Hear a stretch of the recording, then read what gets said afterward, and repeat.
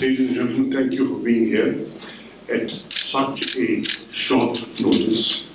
The idea initially was to share with you the experience that I had and the meeting that I had in these 2 days in UAE.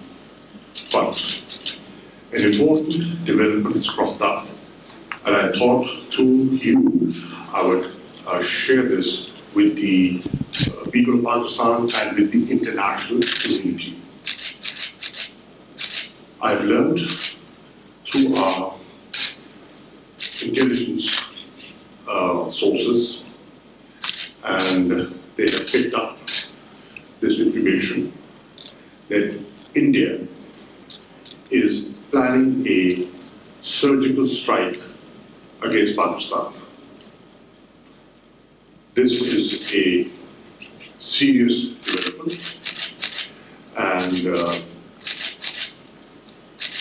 I also have knowledge that they have tried to seek tacit approval from important players who they consider to be their partners.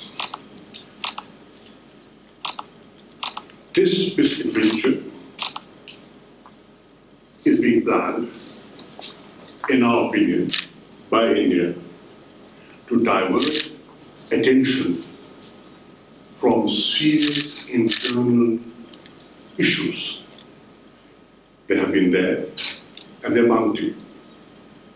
To begin with, the situation in the illegally Indian-occupied Jammu and Kashmir. The situation was never good, but it has deteriorated further. You're aware that because of their policies of this regime, the BJP regime in India, there is a countrywide protest of farmers. The mishandling of the coronavirus by Indian authorities is known to everyone.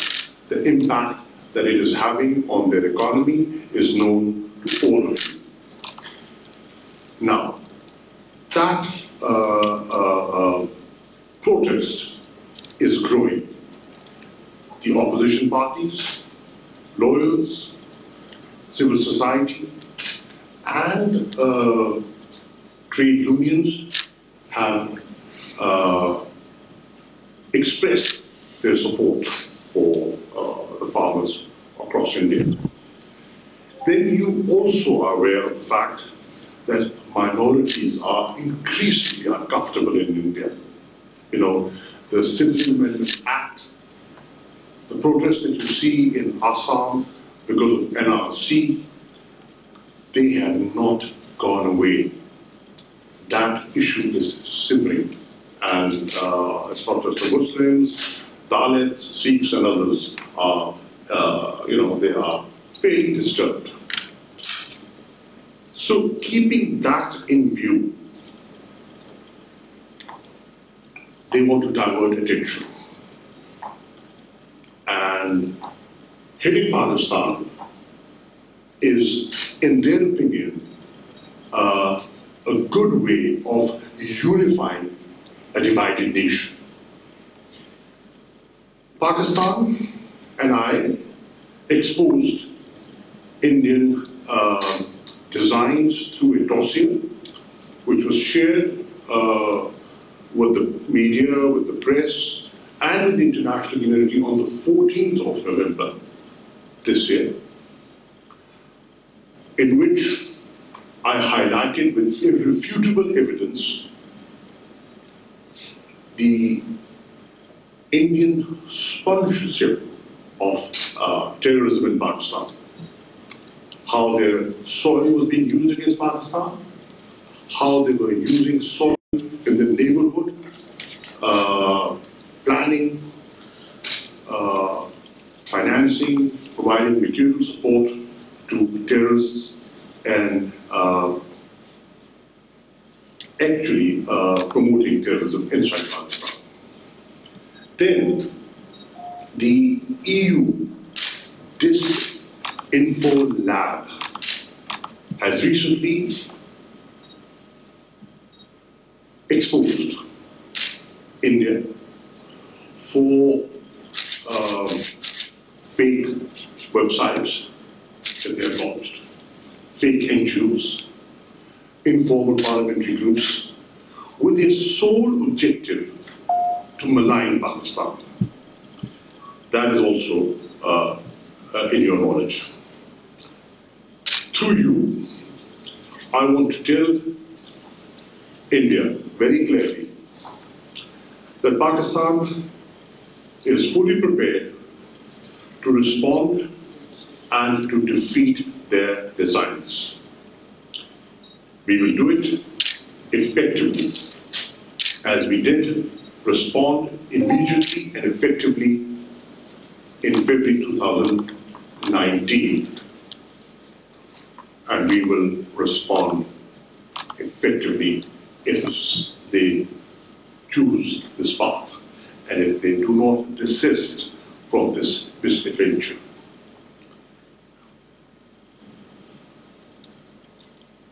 We have communicated this to important capitals.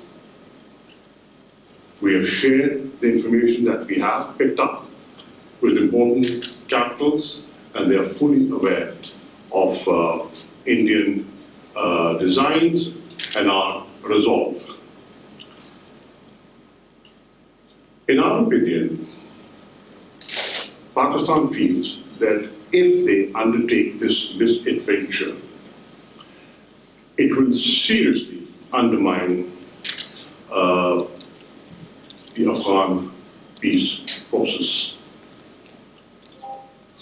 which has moved forward, and if things go wrong, India will be held responsible for this. This misadventure will undermine the region's peace and stability and will have catastrophic consequences. I urge the global community to caution it to refrain and desist, and do not test Pakistan's resolve. I warn my eastern neighbor that we are aware of their mindset and we are aware of their designs. We perhaps know more than what you think we know. So through this presser, I want to make it very clear to irresponsible elements for political considerations to divert attention from the mess that they have created because of their policies, to be aware. Pakistan is aware, and Pakistan will respond. Well, I was here for a two-day visit, and I want to share with you, I've had some good meetings. I've had a very good meeting with Sheikh Mohammed bin Rashid Al Maktoum, the ruler of Dubai, and the Prime Minister of UAE. We had a good discussion on not just our bilateral relations, on the opportunities that exist between Pakistan and the UAE for trade and investment. I thank him for the support we have received from him over the years, and I thank UAE for the support that we have received in difficult times. We've always stood with each other, shoulder to shoulder, and we are tested strategic partners, and inshallah will remain so. I also expressed our keenness to be active partners in Expo 2020, which was delayed for obvious reasons because of the corona situation because of this global pandemic, which will now take place in October 21. And Pakistan is not just keen to participate, we're also thankful for the support we received in our pavilion. I also had a very good meeting and a sitting with His Excellency Sheikh Abdullah bin Zayed Al Nahyan, the Foreign Minister of UAE. We met last night and we had a discussion on a host of issues, bilateral relations, the evolving regional situation. I also briefed him on the very delicate and dangerous, explosive situations in the Indian illegally occupied Jammu and Kashmir. I also shared with him the progress that has been made in the Afghanistan peace process. The Taliban Political Commission was over in Islamabad before I came to Abu Dhabi. And we had good discussions, we had good parleys, and I updated him on the situation.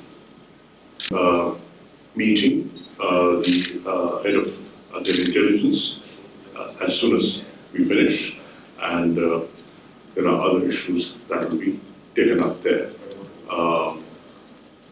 I will conclude by saying that the Pakistani community and our diaspora in UAE has contributed significantly to UAE's progress and development, and it is acknowledged and appreciated, and we're grateful for that.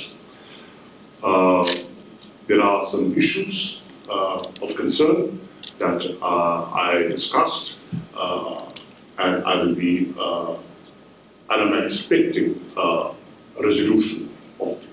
Thank you.